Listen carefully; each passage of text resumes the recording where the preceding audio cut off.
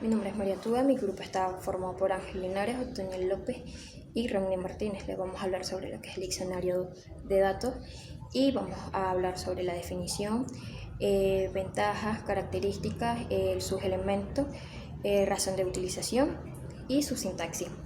El diccionario de datos es una lista lo cual posee todos los objetos de datos, los cuales son muy importantes para la realización de un sistema.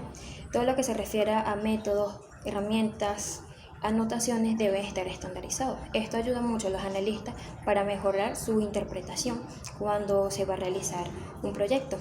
Esta información también la podemos utilizar para lo que es el diseño de un proyecto. Las ventajas que este posee es que contiene la lista de todos los objetos que conforman el sistema, hace más fácil el trabajo, también localiza los errores y los que están encargados en la base de datos tendrán un conocimiento más universal. Bueno, ahora vamos a hablar sobre las características. Entre las características tenemos lo siguiente.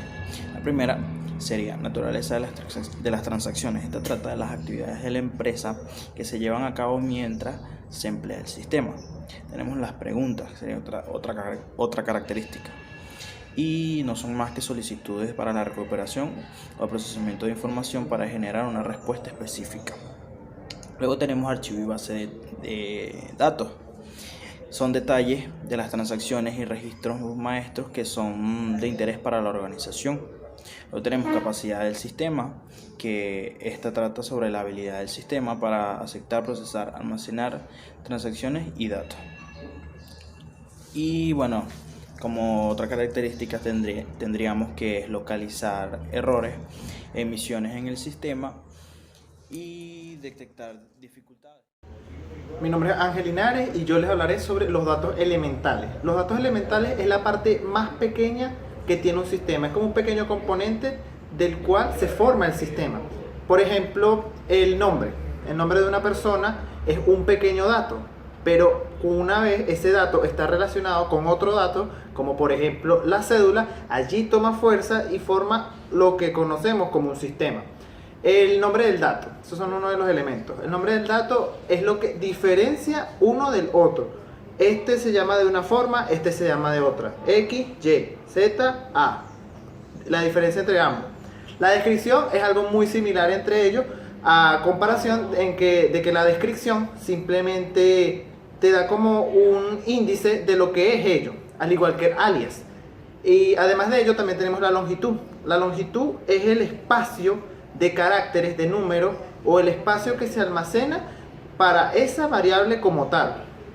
También tenemos el type o size, que es prácticamente lo mismo, utilizado con los enteros, al igual que también tenemos el output o el edit max. ¿Qué es el edit max? Cuando tú guardas un dato en una base de datos, valga la redundancia, él se guarda de una forma, de un formato en específico. Pero cuando tú lo llamas para tu aplicación en Java, HTML o lo que sea, tú lo puedes editar a tu forma para poder verlo de las distintas formas o de los distintos formatos en los que él puede tomar. También tenemos el default value. El default value es aquel valor que está por defecto. Si tú no agregas nada en esa variable o en ese específico punto, él te va a dar un valor por defecto. También tenemos entre ellos el source o la fuente. ¿Qué quiere decir esto? ¿De dónde viene ese dato? ¿De dónde se origina? Cuando tú vas a hacer una base de datos, tú tienes todos los datos de una empresa, de una organización o de lo que sea, y de ello tú sacas toda la información. Eso quiere decir la fuente. ¿De dónde sale esa información? ¿De dónde sale la información para poder agregarla en la base de datos? Bien, ahora vamos con las razones de utilización. Podríamos decir que una de las razones es que nos ayuda a manejar la gran cantidad de datos que poseen los sistemas, en los sistemas enormes, incluso en los sistemas pequeños. Estos también poseen una gran cantidad de datos, una cantidad de datos considerable.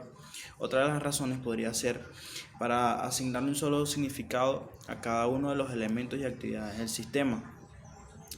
También otra razón es para documentar las características del sistema, incluyendo partes o componentes, así como los aspectos que los distinguen.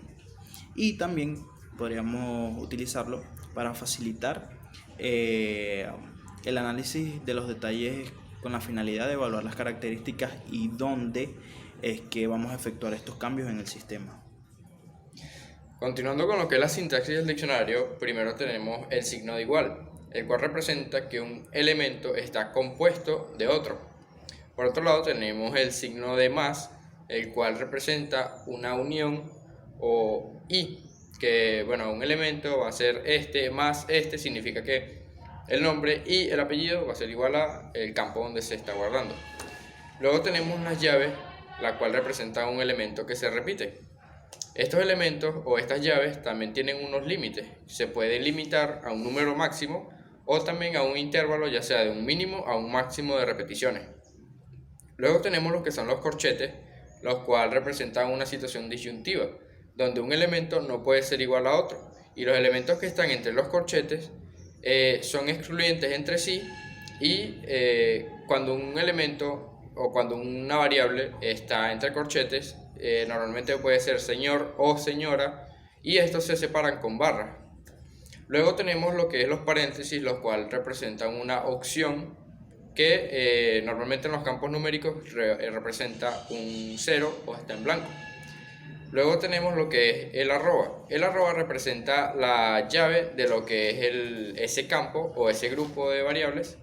Y luego tenemos los asteriscos, que representan un comentario en esa descripción. Como podemos ver acá, tenemos algunos ejemplos de lo que sería la sintaxis del diccionario, donde incluimos el nombre de la variable o del campo, el tipo, si es ya numérico o carácter, y una descripción, la cual es muy importante para saber qué guarda esa variable o qué contiene, a qué representa. También podemos ver sus relaciones, y esto es muy útil a la hora de realizar programas, ya que si trabajamos en equipo necesitamos tener esto para que las otras personas sepan lo que estamos haciendo.